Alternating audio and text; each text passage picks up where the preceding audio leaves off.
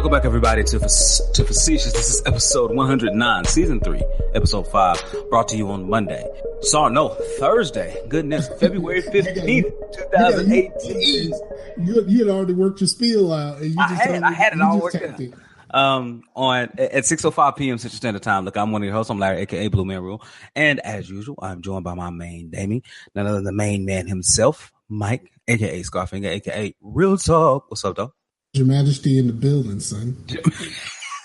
Michael, Your Majesty, and actually joined by his co-host from Scarcasm Live is none other than my main Damien, Chase, aka Awaken Heathen. What's going on, homie? Not too much. Just trying to get used to this whole video live stuff. You get it. You get it down. Yeah. Up front, this is going to serve both purposes. Yeah, both purposes. Yeah, go ahead. Yeah, so this will be on the Scarcasm feed also. Right. This show will be simulcast, so they can knock it out because we had to shift it on Monday because your boy had parent teacher conferences that I went to that only lasted about 5 minutes because it's short when the kid ain't no problem and they're like, oh, it's good. Y'all got any questions? And then what had happened is you called me. Mm-hmm.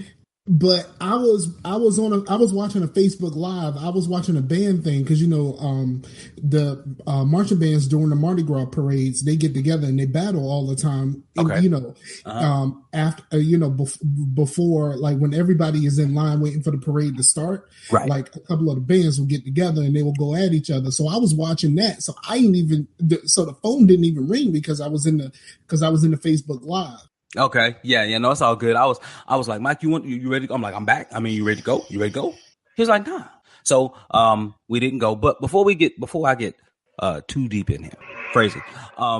I do want to send my prayers out and thoughts to all of the families and friends of the students in Florida at the school shooting, man. We'll go to it here in a little bit, but I just wanted to get that out there, man. That man, you hate it when kids lose their lives, but you really hate it when they lose their lives unnecessarily. And the kids at Marjorie Stoneman Douglas High School in Florida just yesterday, 17 so far confirmed dead.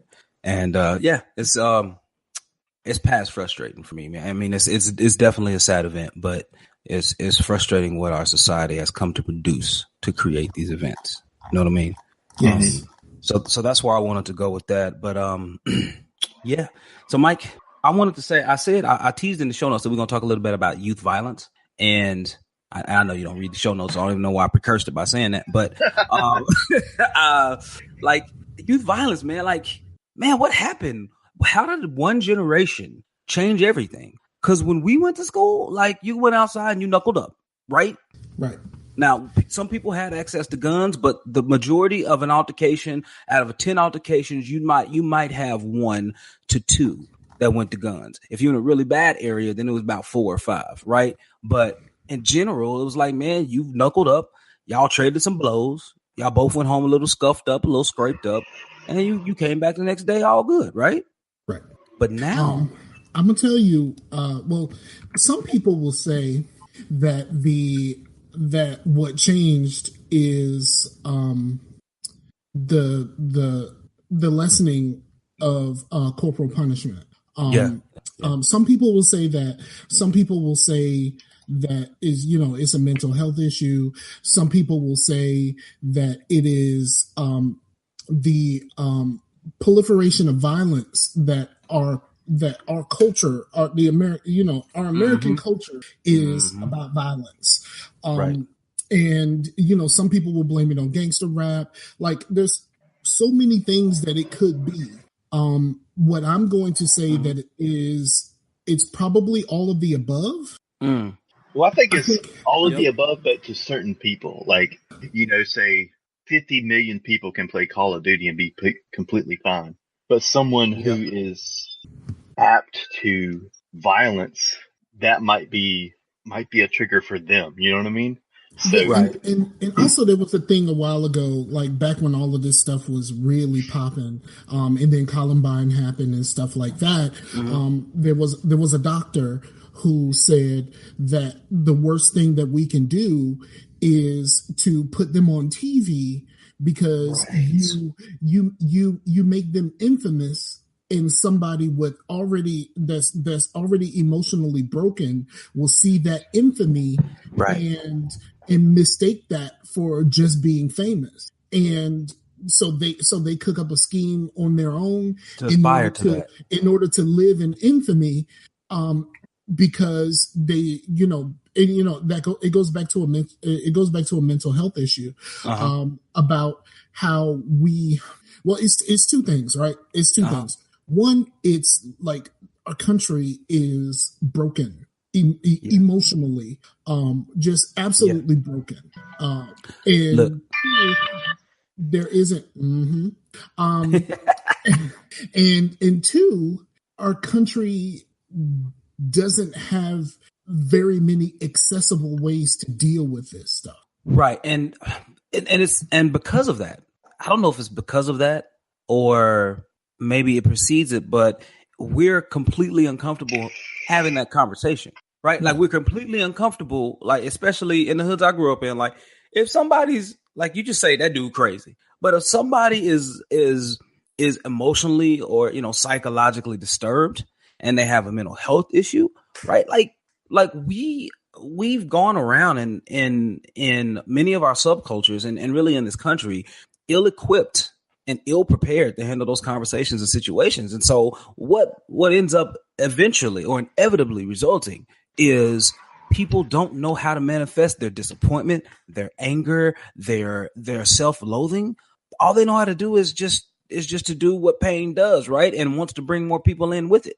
Yes. Right. And then go ahead, Chase. Yeah, I was going to say that because if you're too emotional, you're like an emo kid, or if you're too eccentric, you're a hipster, or if you're too so you don't want those kind of negative. They're not even really negative labels, but you still don't want a label put on you. But that's tied to actual human, just being a person, Right. Yes, he said. Yeah. Yes. Okay. Yes, he definitely said human. He said human. Yes, I know he swallows his H's. Pause. At least I don't swallow my D's. So. You're right. So, but what's frustrating is that I've viewed, because I knew some kids who went through those phases, right? That when people call people emo and things like that, to me, that is simply an outward manifestation of inner turmoil, right? That's what it is. And I view it as, why are you going to sit up there and talk bad about the kid instead of actually going up there and talk to him? And so there was one guy in our school, his name was John, one of the smartest guys I've ever known. Mm-hmm. Brilliant. Like literally, he's one of those people who got bad grades only because he was bored. And then when you challenged him, he could rip off everything. Anyway, when we were in 8th grade, like people used to pick on him all the time, his little bit of weight and things like that, man. And he just snapped one day, just like, they just started yelling and just started punching stuff. And, but the thing is, before he started doing it, I started talking to him a little bit, and then kept talking to him a little bit more. And as we went through high school, I made sure to talk to him a little bit more, and eventually worked out, even keel, you know what I mean? Came out, evened out, you know what I mean? But it takes that involvement. It takes that interaction to step in and do something. And with today's, dude, this is what, the 8th shooting that we've had. There's varying stories. I've heard that this is the 18th shooting this year. Okay. But I've heard different numbers. Me too. But let's be honest. Like I said, I'm talking to my girl like last week or so about the shooting in Kansas that people just let slide because this happens so often. Yes. that people like, oh, only 2 people got killed. All right, then, and that's pretty much how people just kind of rolled off it. Yeah. Like only 2 people got killed. Like, all right, fine. Like, I think this one is up to 17 now, right? Right, and that's what I've heard now. It started off as 2, and it was a much smaller thing when it was just 2. Now it's 17, and now it's a big deal again. But the problem with all of this is that it's the same cycle. we have to break the cycle at some point because, something like this happens. Some people do the thoughts and prayers thing. Some people say, hey, we need to do something about these guns. Right. We try to get the lawmakers to do something about it, and nothing happens. And then it just goes away until the next time. Right. And I think, okay, so my question is our inaction driven by our indifference, or because it happens so often, or does our indifference drive our inaction? I think because it's happened so often that we just kind of the indifference then and driving the inaction. Yeah, because I think the big one was Columbine. That's when we were all in on the same thing. Like, wait a minute, something's not right about this. And even with Columbine, the difference between Columbine and the others is the NRA could be involved because there were pipe bombs involved, not just guns. And the NRA is a huge lobby, and they spend tens of millions of dollars, and they have a lot of lawmakers in there, and they got a lot of lawmakers in their pockets, and it's created a circumstance to whereas we can never expect anybody to do anything, and then because the lawmakers aren't doing anything when something like this happens, we all go through the motions. We go at our lawmakers, and they go, well, what about Chicago? Yeah, what about Chicago? They do have strict gun laws in Chicago, and this stuff is happening a lot in Chicago, but they're still not stopping. These places in Chicago, a lot of it is survival of the fittest. They are taking each other out. Chicago's not a bubble, though. It's not like you can't go outside of Chicago and go buy a gun and then go into Chicago. I hear what you're saying. Yeah, you saying you can import those guns if necessary, right? Import those. Yeah. Those tools. And then by saying what about Chicago, you just push it, and you keep moving this whole thing, and you keep redirecting it, right? And by redirecting it, you're also creating a situation to whereas no one can come back to you with any real solutions. Right. When you're the lawmakers, no one can come to you with a solution, because as soon as you say, well, what about Chicago? Then it all goes away at that point. Mm-hmm. But my thing is how do we fix when the assault rifle ban went away, mm-hmm. we all said this is going to be a problem. But of course, our lawmakers weren't going to do anything because they're in the pockets of a group that's all about these guns. So, it's not even that. I mean, it goes past that, right? So, it goes past that, because I think we give the NRA a little too much credit. What really is the issue? But guns in general are just big business. Right. Well, and it's, and this is the issue. The reason why it's big business, because people feel that it is an inherent God-given right. Even though it's an amendment, right? It's the Second Amendment, which means they thought about it after the fact. But we had this conversation before. The Second Amendment is not just about you owning a gun. Right. Yes, the NRA lobbied to basically change the definition, but it's about you can own a gun because when your government act up, you can go take that back. No one thinks about the other part when your government acts up. Right.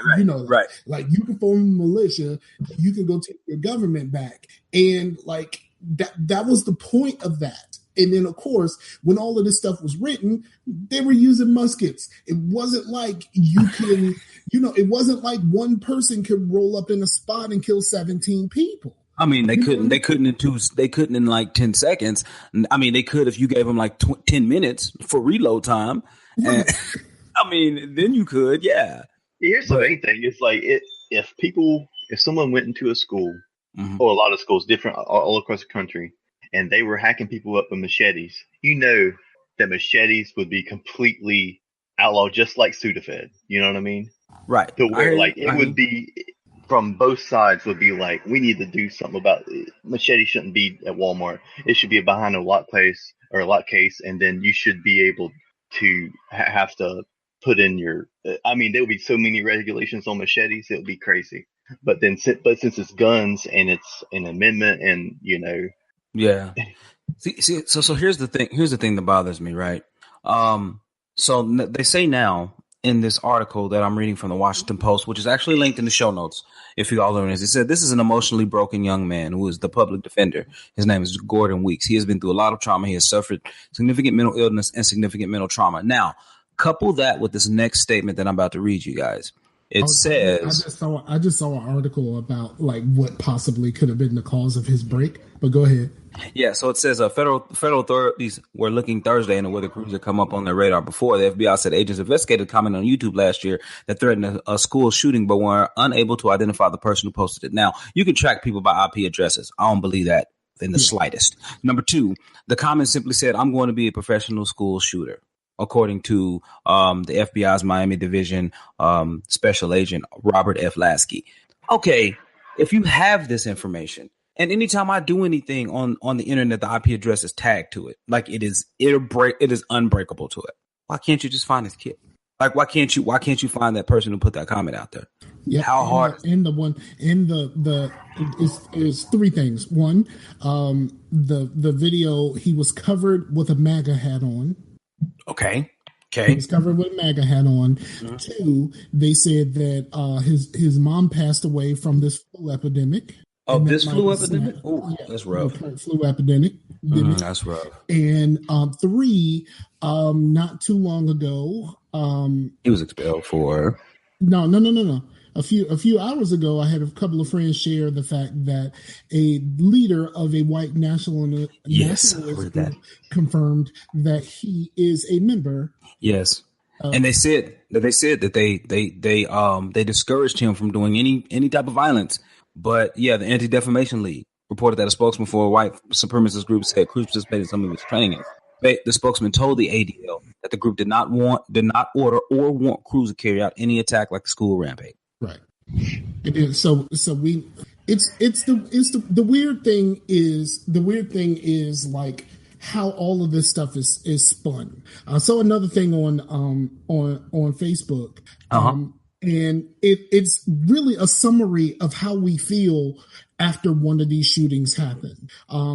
If it's a black shooter, we need to militarize the police. A Latino shooter, we need to close the borders. If a Muslim shooter, we need to stop immigration from Arab countries. A white shooter, let's not jump to conclusion. You're right. I noticed that today, but I was like, you know what? If I said that, then I'm just gonna get a lot of hatred. And the problem that we have, like the government seems to be focused on like minorities committing crimes and immigrants committing crime, but like all of this type of stuff, it's straight white men. Yeah, straight white men are the ones that are running up in these spots, murdering people by the dozens, and the government keeps saying that everyone else is the problem. My thing is. Like, and here's the thing. I mean, we've had the conversation before about, the police and the police and how they I said the country, how their approaches and their postures toward people of different races are. Like, I'm honestly surprised this kid is still alive. Like, I am genuinely surprised. No, I'm not surprised at all. Like, let's be honest. All of these straight white male shooters have all been taken alive. Except the dude in Vegas. Except for the ones who take their own life. So the only ones that don't get taken alive are the ones that take their own lives. And then, but like, bro, I could get choked out for selling Lucy's, or I can get shot because you think I stole some cigarillos. Right. I look suspicious because I went to the fucking store and bought some Arizona iced tea and some Skittles. But someone who runs up any place, and I'm sorry for the cussing, but this is where it's gotten me right now. Like, you a little riled up, bro. A little riled up. And the same thing that happened with the guy who ran up in the movie theater in Colorado. Like, he had body armor and tear gas. And, he had a bag full of. He had a bag too, didn't he? Didn't he have a duffel with him? Yeah, he had a duffel bag full of weapons, taken just fine, like no problems, like none. Like what are we talking about here? If a police officer rolls up behind me, I'm shook. These people can kill dozens of people and just be like, all right, then just take me in. No, no one's gonna. If I do the exact same thing, no one's gonna take me. No one's gonna take me quietly. I'm going to die that day. Right. And it's a sad comment. Even if I kill no one, even if I'm sitting in a car with my girl and my kid, and I tell the officer I have a gun, and I never show any intentions to use it, I can still die. You still can. It's happened. So, I hated to. Yeah, he said you lucky Chase. I'm listening. But no, man. So I very rarely do Mike and I sit down and talk about like legit strong topics like that, man. But the youth violence in this country now is outrageous, and a lot of it comes from the society and the societal norms that we have in our cultural thinking regarding our inherent right to guns, our digestion, and an absolute condoning of violence. And because every other country on Earth is on Earth. It's the other way around. Our country has a problem with sex and loves violence. Yes, and every other country is opposite. Every other country in the world is the opposite way around. We don't like violence. Sex is okay unless you're in like a Muslim country or something like that, where it's a little bit different. A little bit different. Right. So I won't say every. I won't say every. Which is a nation of people ran by a theological belief. It's different. It's a little different. Right. It's a little different there, but for the whole rest of the world, it's the other way around. Like, let's be honest. Like when you look at like these like neo-Nazis and stuff like that, like the place where the actual Nazis were, they don't even condone any of this stuff. If it used to be, I don't know if it still is. It used to be if you made a first-person shooter, you couldn't shoot people. Like, they had to make specific German versions of first-person shooters where you were shooting robots instead of humans. Right. Like this.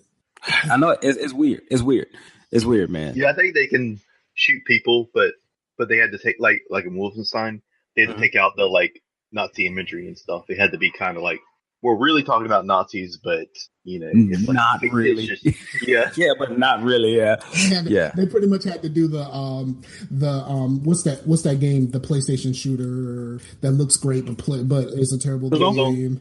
Killzone. Yeah, Killzone. It's funny how we both did it. Where they kind of Nazis, but not really. Right.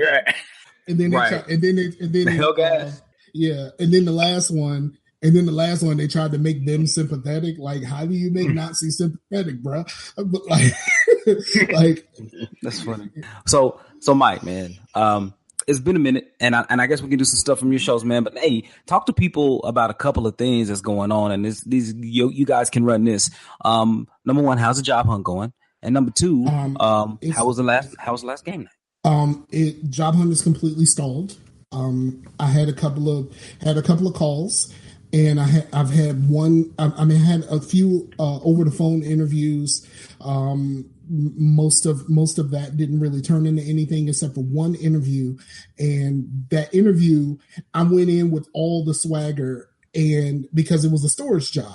Oh, I heard the story on the show. It had me laughing, though. And just the person that I interviewed with was not having anything that I had to say. Like, she was not receptive to me. I don't know what it was about me, but she was very stoic. Mm-hmm. And even like I said in the show, I won't go too far into it. At one point, she stopped the interview and was like, "Okay, this is not going how I expected it to go. I'm gonna need you to do this. And so the rest of the interview went just fine until the very end, where she asked me, she was just like, it seems like you don't want to be in storage anymore.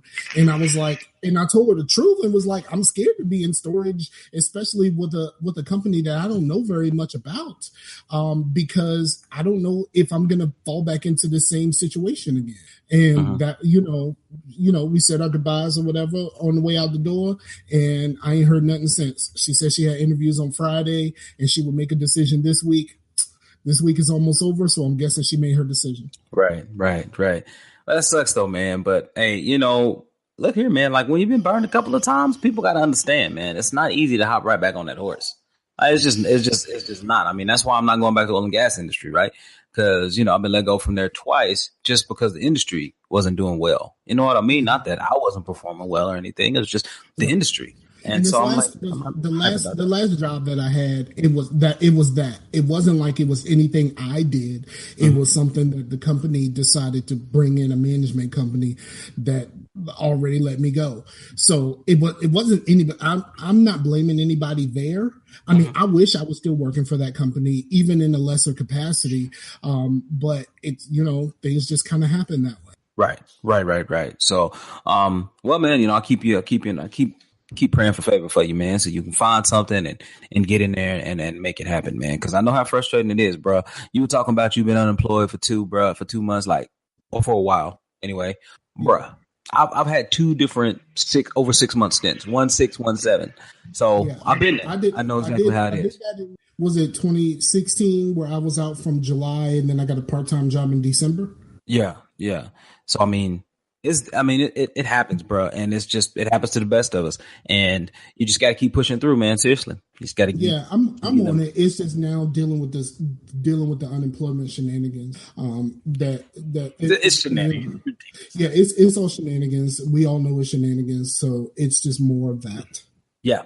Now, how did game night go, man? How did game night go last on Monday, since we didn't record and I got back with you guys? You were like, well, we get ready to do this game night, so I'm like, all right, cool. Go kick it. So we ended up we ended up playing Killing Floor, right? We played Killing Floor. Yeah, you guys said you were going to play it for sure. Yeah, go ahead. Speaking of that, I listened to the Dream Team where they were like going off about the Killing Floor name. That shit was hilarious, dude. Yeah, because for real, when someone says that you want to play a game named The Killing Floor, like it doesn't sound that great. Does not sound Get on the elevator. I'm going to dun dun the Killing Floor. Yeah, I put the last 2 dream teams on the feed, which means I'm gonna have to really compress this in order to fit in my monthly allowance of space. Yeah, your monthly. Yeah. Absolutely, man. But that's cool, man. So you guys did some Killing Floor, and like I said, you guys said you were playing PS4, and I'm like, I probably could have jumped in if it was PC, but it's not, and I understand why it's not. So, but I don't have it on. Well, you have it on PC. I mean, on PS4, but your data caps and all that. Well, and then my son is still using my PS4, so that's why I couldn't play. Well, no, you need to get it on PS4, and you need to play the game with us because it's a lot easier to use on PS4 than it is on PC. Okay, word up. But the game itself is always super fun. And then the homie Laid Back joined us. Laid Back, that's what's up. Yeah. Homie Laid Back joined us, and we learned during this game night that the homie Laid Back, aka his new AKA, is the Dip God. Like the Dip God, the Dip God, because Chase was playing more support roles. Like we were playing different character classes. Types normally play.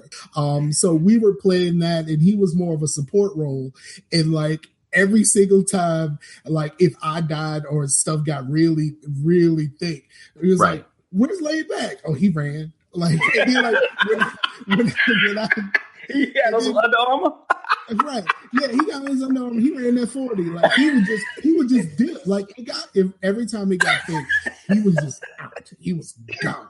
Yeah, I was up there as a medic, and then all of a sudden I'm like, all right, where's he at? I'm going to try to heal him. And he's like completely gone. And I'm here with a medic, and just like everything is around me. Oh, that's hilarious, man. That's so wrong. That's so wrong. He left y'all out there to die. Because the medic class has some cool weapons, but they aren't as powerful as some of the others because your alternate on all of your medic guns is to try to heal your teammates. Now, I did learn something. Now, I've been getting my YouTube on for the killing floor, and I did not know that the medic grenade doesn't just heal you; it poisons them. Oh, nice. Dual effect. Yeah, because that's a good thought, because there was a couple of times to where there's a group of enemies and I just threw my medic grenade. I was like, crap, I'm used to just throwing grenades and making them go boom. And then, but it still was good because I poisoned them. So that's good, man. Yeah, that's good. But yeah, man, Killing Floor, man, if it goes for sale on Xbox, I might try to get a Xbox version because I think, or either that, or they need to add it to the Game Pass because I don't think the sales are going that well because it's $40 freaking on, it's $40 freaking on Xbox. On PlayStation, they gave it to us for free, and then most of us started playing it after it became free. And on PC, like you can get like a standard edition for like between $7 and $11 if you know where to go. Wow. So it's not even it's nothing. I kind of wanted on PC or on PS or on Xbox because I was watching some Mixer today because I was trying to figure it out and get my thing going, and Mixer's great. I love it. I kind of like it. I found a stream that was doing Killing Floor, and I was actually kind of wondering how they tackled some of the bosses, but they got the doctor every time, and they completely murdered him. We got pretty good with him anyway. We're pretty decent depending on what classes we're using. Okay, but yeah, on Mixer, that game is what is it called? Where you can interact. So your streamers can actually heal you. They can like give you more ammo and the interactivity.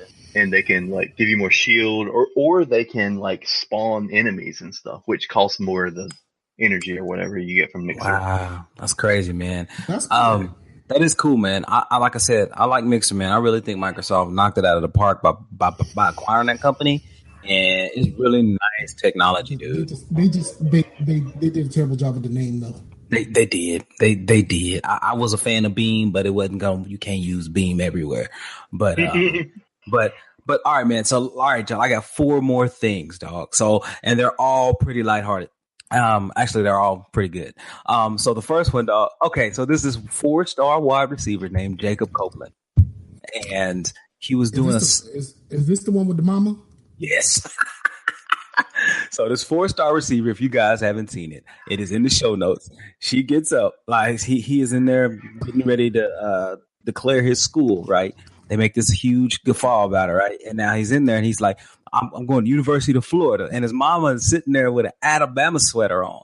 And he had no, not just an Alabama sweater, but a Tennessee hat. And a Tennessee hat. He had all 3 of those: Alabama, Tennessee, and Florida.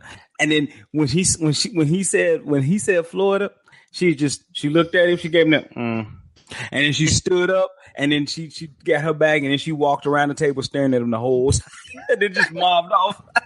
And then later on, he was trying to answer questions. You could see he was clearly like shaking up, and he came back, and she came up to him and hugged him and stuff, and he was just like sitting there looking like he was crying or whatever. And then at the end, he was like, "Nah, man, that's my mom. She has a great sense of humor." But I'm like, dude, but you clearly wasn't laughing.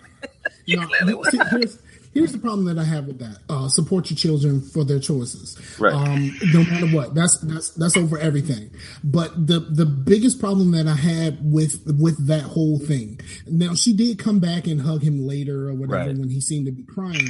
But that doesn't detract from the embarrassment of you getting up and walking off. Right. After he chose, and then not only did she get up and walk off, she got up, put a purse on the table, went through her purse or put something in her purse, and then walked in front of the camera. In front of the cameras. She didn't just walk off screen. Yeah, no, she walked in front of the cameras away. Back across the table that were in front of the camera. And then the whole thing stopped being about his choice. I watched the longer version. I watched the longer version first. Then I watched the piece where she got up. Then I watched the piece afterwards when she came back and hugged him. But the problem is, like, if you watch the longer version, like the questions that he was being asked changed when she got up. Now he had to sit there and answer questions about her on his day. Yeah. And that's the messed up part about it. Like, I would have been, I would have been like, Mama, now, like, you choose to do this right now. Like, you can be mad about it. Like, maybe them Alabama checks was gonna be great. Right. But, that's what. Shout out to the homie Tim Pan, because I was just like, why would you do this to your kid? And then Tim Pan was like, well, maybe she already got that down payment and she realized the rest of them checks weren't gonna come. Right. But I mean, it's all SEC money, right? Yeah, it's all SEC. It's all in the same conference. Yeah, it's all SEC money, right? But like my problem is not just the fact that she got up, but the fact that she took a situation that was about her son and made it about herself, because he now had to answer questions about it was bogus, man. Yeah, he was sitting there and you could tell he wasn't ready and prepped for those questions. And like, he was struggling. I think that's why she came back. And so, and he was like, "No, that's just my mama, man." I'm like, "Nah, dog. Like, my mama would never have gotten up and did that." But, she would have done it in private. She would have been like, "Well, what is wrong with you? Why are you choosing that school up?" Oh, you know what I mean? But she would have never got up and done that. No, so you don't do that right then and there. Absolutely not. You don't do that right then and there. And if you wanted to convince him to go to one of those other schools, until that letter is sent, you have time. Yep, you do. Yeah, you can always go in until that letter is sent saying, "Okay, I got you. I'm gonna come here." Like, you have time. All he did was pick right then and there. It's not like there was a fax machine there that he was just gonna fax the letter in at that point. You know what I'm saying? Like, so it was just it was messed up. It was just really messed up how that whole situation occurred. And I really felt bad for him when he had to sit there and answer those questions about her, because he seemed like a really nice young kid. You know what I mean? He really did. And it just that seemed like that kind of surprise. But after they interviewed her, and what she said was, they're from Florida. Her son has had problems with gangs there, and she wanted him to get out of Florida. And then he chose to go to a Florida school, leaving him in that, leaving him in the state to deal with the same things he's been dealing with. Okay. I can understand that, but she got to hold that in. Like, you got to hold that in at that point. You don't do it right then. Yeah, you got to stand behind your kid. I mean, literally the entire nation's eyeballs are on your kid right then. Like, you got to find a different time to pull that off. You know what I mean? You got to find a different time. All right. Mike, we need to get Chase in on that. Did you see it? Did you not see it, Chase? No, I'm just just let you guys talk your sports. And oh man, it's just hilarious, man. So Mike, what you could do is just share it with him. You just share it with him, share him the link, and then he can look at it and everything, man. But so yeah, you definitely check that out though, man. It was nuts, dog. All right, Mike. So Darren and Ryan, shout outs to them because they listen to the podcast. They always be like, "Man, are you really from the hood?" He's like, "How you from the country and the hood?" I'm like, "You just got to see it. You just got to see it." But this will answer the question. This will undoubtedly confirm that I am from the hood, because I can answer this question, and I guarantee you they can't. Can you describe what a crackhead smells like? I can't. It's hard though. Chase, is hard. If you've never been around a crackhead, if you've been around a meth head, it's quite similar. Okay. The physical descriptions are more tangible though. See, I'm a good kid. Never been around, all those drugs and that stuff. Right. I know what weed smells like. Right. There's one time I was in GameStop, and this one time I was in GameStop. Come in, I was like, "Holy shit!" This dude got weed in his freaking trade-ins because it was strong, huh?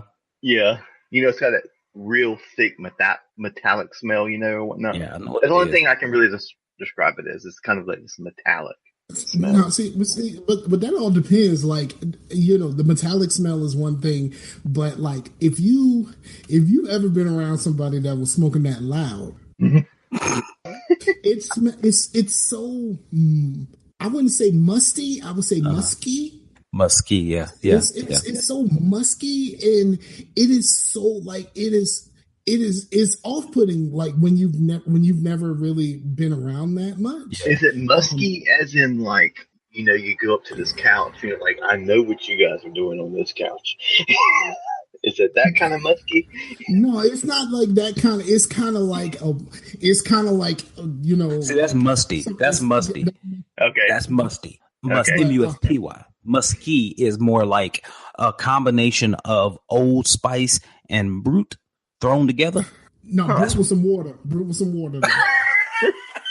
Brute with some water. Brute completely changed as soon as a drop of water hits some Brute. Right, exactly. Here's what I do is I spritz it in the air and then I walk through it, because my brother, it smelled like he like took a bath. Like when he was a teenager, it smelled like he like took a bath in cold water. So here's the thing with cologne. All right, we're gonna get into this GQ section real quick. I'm just gonna throw it out there. With cologne, this is my rule. Maximum 4 sprays, regardless of what cologne you use. Maximum. That's absolute max, bro. There's some people that nah, bro. Maximum 4 sprays. 2 sprays have to come in contact with the skin because, believe it or not, scents actually change their chemical and olfactory composition when they combine with your body chemistry. 100% truth.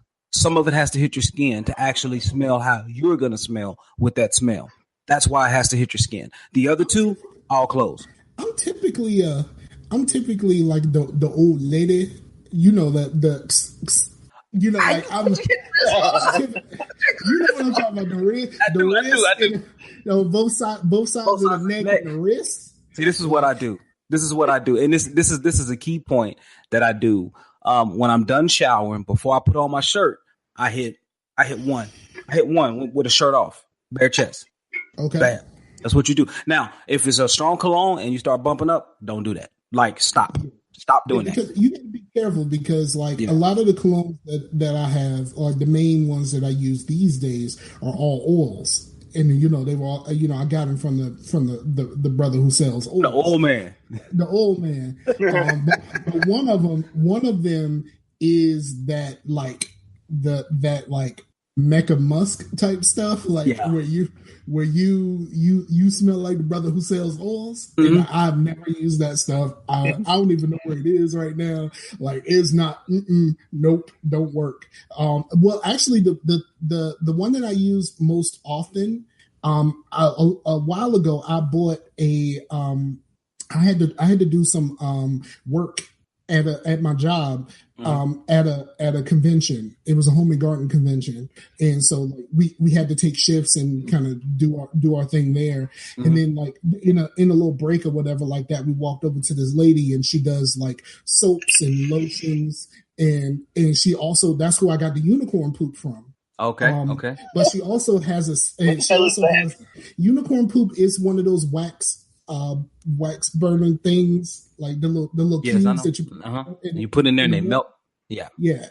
And I'm telling you, unicorn poop, it's a silly name, but it smells fantastic. But I bought from her just like a lotion stick. And it has cool water in it. So there you go. So I would use the lotion most of the time. I would still kind of in the same regions. I would use it on my hands, especially if I'm dressing up and I got on a long sleeve shirt, which I hate. I hate long sleeve shirts. But I would make sure that my hands are good, and then make sure my face and neck are good, and then that's pretty much. I mean, like I said, it's pretty much the same thing. All right. Well, I'm gonna say this, man. Right. So we were talking about cologne, but listen. This is what a crackhead smell. So I asked my 19-year-old, and he was like, "I'm like, have you been around a crackhead?" He was like, "Yeah, man, there was some in our school." And he said they smell like a mix between homelessness and cat urine. And I'm like, no. You right? And a little bit of depression. No. You're missing the one key ingredient to describe what a crackhead smells like. I'm not doing my description, but please go ahead. Add the ingredient. Aluminum? Add the ingredient. Aluminum? No. And you can back this up. As soon as I say it, you could be like, you right. And I'm waiting for that. Burnt plastic. Yep. It's always something burning, and that's what I told him. That was my other definition. And my other definition was like, and it's the smell and that hint of something always burning. And then because I described it to my brother, he was like, "Yep, that was." I mean, he's like, "That's kind of it." And then here's the thing. Here's the worst thing about crackheads. Now, some people, because also a lot of times their body odor is off the charts, ridiculous, right? Yeah, it smells like chitlin runoff. And it smells like chitlin runoff inside of a high school locker room in somebody's armpit. That's exactly what it smells like. Or it smells like chitlin runoff with a hint. Like we're talking colognes and stuff like that. It has a underlying note of dumpster juice. Like yes, the dumpster juice is a consistent factor, right? Right. But here's the biggest thing. You guys sound like Denny talking about beer. Talking about crab beer. Shout out, Tap the Crab. Check them out. Openformradio.com. But listen, the biggest hint that you around the crackhead is that it gets in your mouth. The funk hangs in the air, and you leave like you just tasted somebody's armpit. Like it permeates and it lingers. It is the worst. I would tell you something. This happened to me. It wasn't a crackhead, but when I worked for Public Storage years and years ago, I had a gentleman come in and rent a storage space, and he smelled like he smoked cigarettes and cigars and chewed tobacco. And he has never, ever washed his clothes. And like he started talking to me, and he's leaning over the counter. It was like, okay, so I need to do what? And I'm sitting there like trying to look. This is if somebody didn't smell good, no, I would sit there like I'm thinking, but really what I'm doing is I'm covering my mouth and I'm putting my finger under my nose so you can smell your lotion. Right. So I pull that too. Yeah. So I was doing that most of the time, and then I would hand him something with one hand, and I would talk to him like this. And here's the problem. When he left, the smell did not go away. Wow. It did not. I had to go get some, I don't think it was Windex, but it was something like that. And I had to basically clean the whole counters for that smell to go away. It's like that person that has that coat that they never wash and it always smells like they just fried some chicken. You know that person. Like it's like, come on, man, wash that coat. It smells. Your coat smell like fried chicken. Like, did you have your coat in the kitchen with you while you was cooking? Like that type of thing. But it was that, but with like all kinds of tobacco. And it was just disgusting smelling, and it would not leave. Like I had to.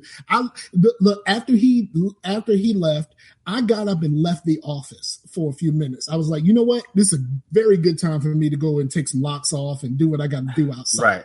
So I was outside for about at least 20 to 30 minutes. I came back and it was still there. That's rough, man. So if you guys don't understand, man, look, I said it like it's eau de toilette, right? Eau de crack is the worst. Like it is its own lingering scent, or eau de cocaine, however you want to do it. It is. And if you've ever been around someone who is making crack, it don't smell no better. So look, all this time when I got up to go use the bathroom, you guys are still on crack. No, he's talking about other body odors. Wrapping it up. Who's wrapping it up? But, we're wrapping it up. But I don't like my girlfriend likes chicken salad, right? Mm-hmm. And my thing is the same thing with chitlins. Like I don't know if I could eat something that smelled that bad. Like I can't eat tuna. Like I just can't. Like it just don't. No, you can do it. You can do it because here's the thing. Depends on who making the chicken salad. Well, I can't. Here's what I found. It's the smell connotes, because our smell, our senses, smell and taste are actually kind of linked. When you smell something, you a lot of times associate or assume a certain flavor. However, if you try it and you eat it and you like it, the next time you smell it, that the new association that was just I'm also not a huge fan of mayonnaise. Right. So if you have that same thought, then you'd be eating like Febreze, because you'd be like, this smells good. This has got to taste good. But Febreze is floral. Like, I don't want to eat flowers. I mean, I eat salads. What if it tastes like apple, like an apple pie Febreze? You know what I mean? Right. I hear you, but like it triggers that, right? But like for me, I know that, of course, I can't eat that. But like with food specifically, like so vinaigrette, for instance, right? Like vinaigrette, I love vinaigrette on salad, right? Mm-hmm. I love it. But if I smell vinaigrette at breakfast, that's gonna make my stomach hurt, because I don't associate that particular thing at breakfast, because that flavor comes back to me, and I don't want that anywhere near my omelet. I don't want that anywhere near my omelet. You're right. Yes, do you guys eat like a dinner? Mm-hmm. Well, let me get to that. Like, do you guys really, like, if I eat like a breakfast, like omelets and sausage and biscuits and pancakes and all that stuff, I'm gonna be asleep. So like, I like that stuff, so I'd rather eat it for dinner, because I cannot eat like something that heavy and like have a productive day at all. Well, I'm not a napper. Me either. So it is really difficult for me to go to sleep during the day. Like even those days where I'm playing RimWorld real late and I go to bed real late and I'm just like, and then I wake up earlier than I expected to. I still can't really go to sleep during the day. You just up, bro. You just up. Yeah. Your clock. And because I work out in the mornings, I'm a lot hungry in the mornings, and it activates my metabolism. So that's one thing that I would recommend for you, Chase, that if you are interested in maybe eating breakfast, trying it out or something in the mornings, then work out in the morning and increase that metabolism, that burn rate. And it won't sit on you as long, even though it is heavy. It won't sit on you as long, because you kind of burn through it faster. And I don't really feel that tired after eating food. I'm fat, so like eating food sometimes when I'm finished, like sometimes eating food makes me want to eat more food. Right. Like I think about all of the other things that I could have had with the food that I just ate, and I'm like, you know what? Get the opportunity cost. Right. So you the guy that's like, once you get done with breakfast, you're like, yeah, what are we having for lunch? What we having for supper? But I don't eat very much in the mornings. Most days I eat maybe there's a pause coming. There's a sweet and salty nut bar. A definite pause. I did one or two of those, and then a couple of oranges. That's pretty much usually what I eat in the mornings. Oh, the sweet and salty is Nature Valley with the brown package. Is that the one? No, I'm cheap and I ain't got no job, so I get the Walmarts. There you go. All right, ain't nothing wrong with it. The almond though, not the peanuts. Yeah. But if I'm balling, like if I got a job and I got a little bit of money, I'll go to the Nature Valley and get the cashews or the mixed nuts. Oh, okay. Got all of it in there. Yeah.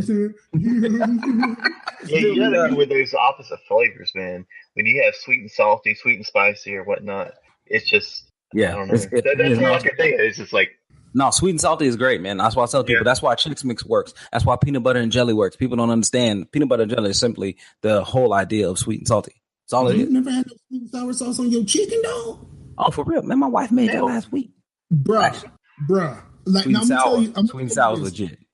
My girl has never really been like, is one of those things to where as I talk about putting sweet and sour or some Polynesian, shout out to Chick-fil-A, put some Polynesian on something, and she kind of looked at me like, ugh, like, why would you do that? But then one day I fried up some chicken, and then I made some barbecue, and I made some sweet and sour. And she was like, and she was very surprised of how good sweet and sour was. So like when she left in December, when she was in Alabama, she kept telling me, "Yo, we can make some sweet and sour chicken." I'm like, you know what, you right. Stupid, man. All right, y'all. I got two more things real quick. One I want to throw out there. I'm a Death Battle fan. I've watched Death Battle for many, many years. That Screw Attack puts on. And my oldest son and I were telling people if this matchup ever happened, Black Panther. And it's Black Panther versus Batman. And they did the whole thing. They did all of their research, and Black Panther worked him over. Yeah, because like he's richer, he's smarter, and his abilities are stronger than Batman, and his technology He's not crazy. He's not crazy. His technology is greater than Batman's. So like all of that stuff, if like every advantage that you have on everyone else doesn't really work on me, because I'm you can probably figure me out, but guess what? I've already figured you out. Yes. Man, Batman's best friend is the Joker. Because they're just as crazy. Yeah, he is. They're just as crazy. He is, man. He is. They are peas in a pod, bro. They are peas in a pod. But no, I mean, seriously, this Death Battle, Mike was saying that like Black Panther is superior to Batman physically, financially, technologically, and strategically. They're a wash. Because one of Black Panther's first appearances, he took down all of the Fantastic Four by himself. Right. Like he studied them, he knew that he found their weaknesses, and he had them beat. The only reason he beat them all because Wyatt Wingfoot was an additional human he didn't account for, and he went through and undid all the traps. But he had all four of them trapped at once. Like he took them down like you go at a JRPG, just like which one are you weak to? Which one are you weak to? Yeah, exactly, man. Yeah, that's what he did basically. There was a meme. There was a meme a couple months ago where it was Black Panther in Tony Stark's lab. Mm-hmm.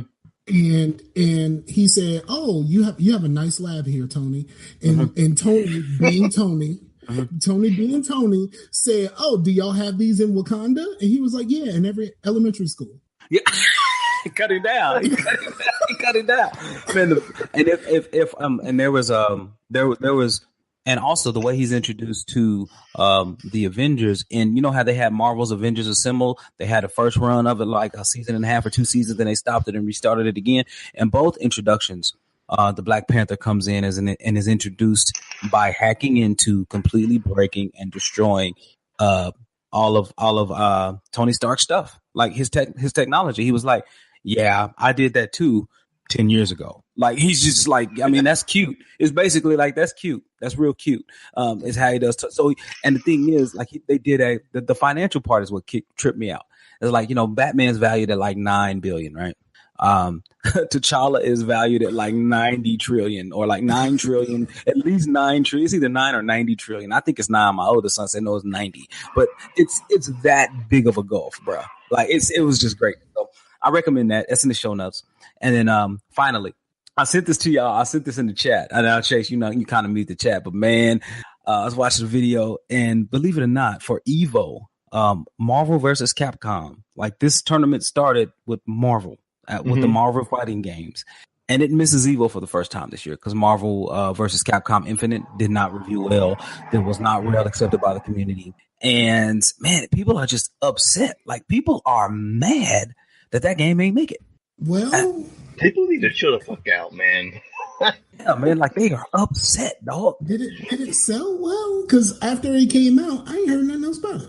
Not really. I mean, it really did. It just kind of fell off, man. Like right now, I got an alert today that the PC version is 50% off today. So, yeah, man, it's just mad. It's just mad interesting, man. So I didn't have anything other than just to say that it's funny. I found a couple of nice, funny videos about Marvel missing Evo, and I linked it, and I want people to check it out. It's pretty funny. So, but no, gentlemen, we are past time. We don't even have time to go into what we were consuming, Mike. I know you're still on that Black Mirror. I watched like 3 episodes of Altered Carbon, and I like that show. I binged it, and it was. I really, really dig Altered Carbon. I like that show, dog. Can't really talk about it much until everybody else watched it. Right. I'm gonna leave y'all with something. And all right, let's go. I just saw this on Facebook. It said, "Imagine if every day dozens of children were killed by poison darts, and the Poison Dart Association said, actually, what we need is more poison darts." and half of the country was like, "That seems right." Yeah, unfortunately, Unfortunately, man, that's it's kind of how it rolls.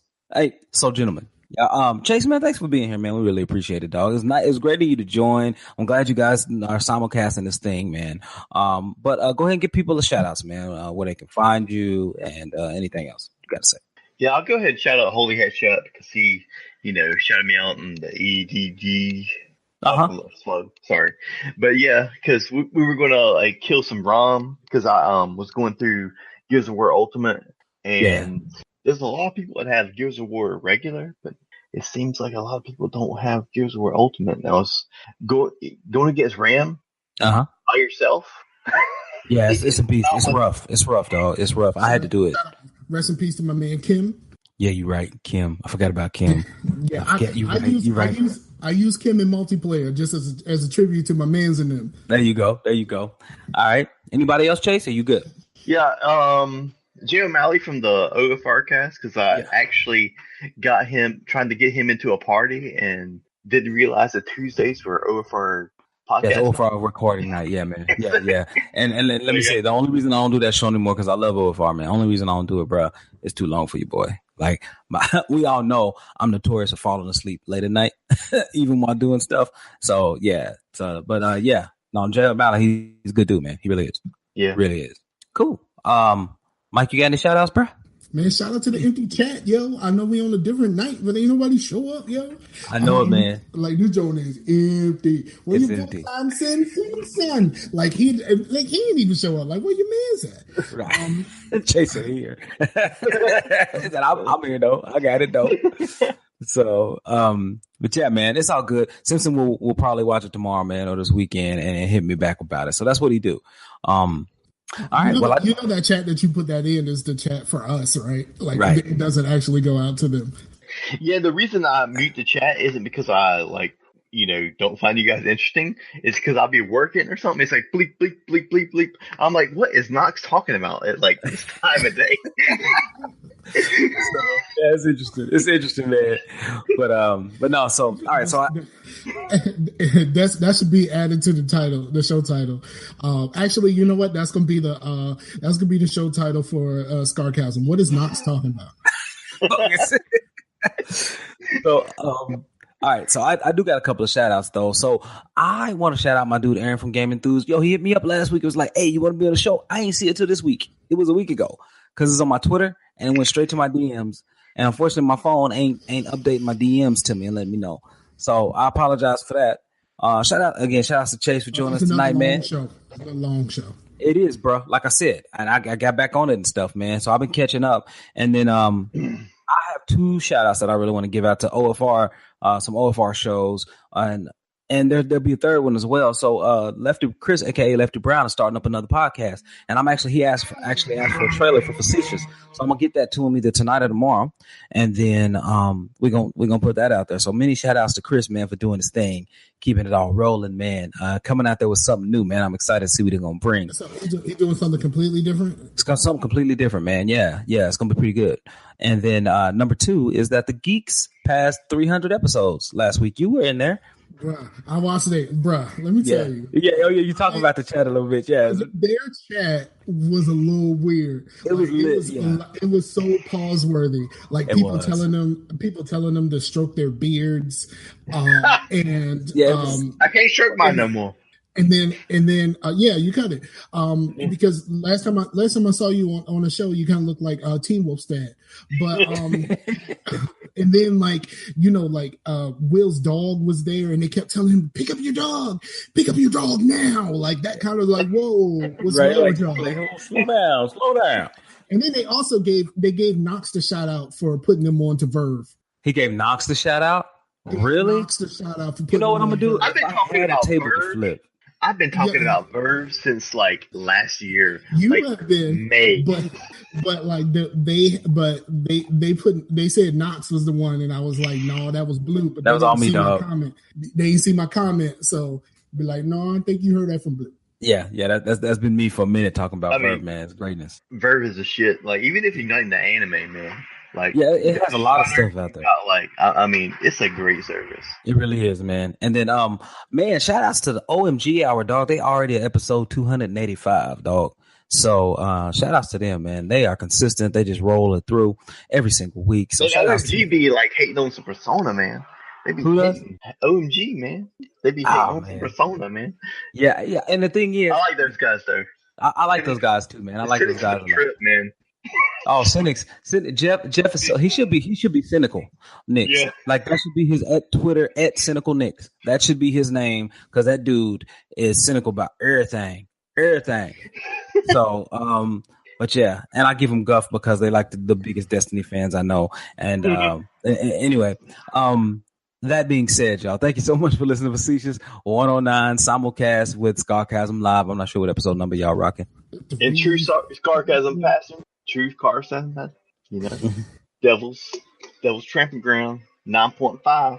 9.5, bro. Hey, yeah, that's a lot. That's strong. Hopefully that ain't too hoppy, or hopefully that ain't too much of a stout, because that's rough. It's a Belgian triple, and it's triple hops. Oh no, thank you. No, I did not I didn't see this on the can, but like it's strong.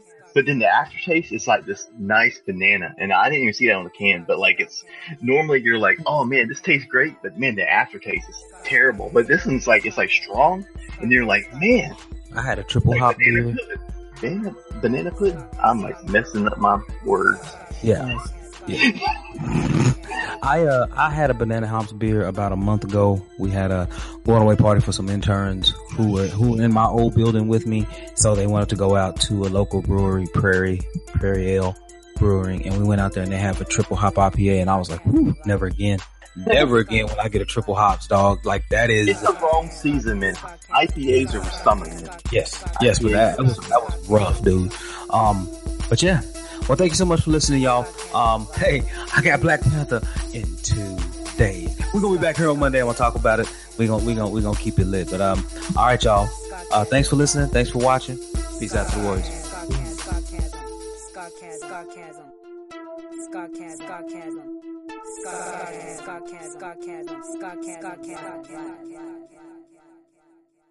I like that shit, yeah, boy. Yeah, I'm telling you, Whoa. I'm telling. All right, I ain't gonna talk.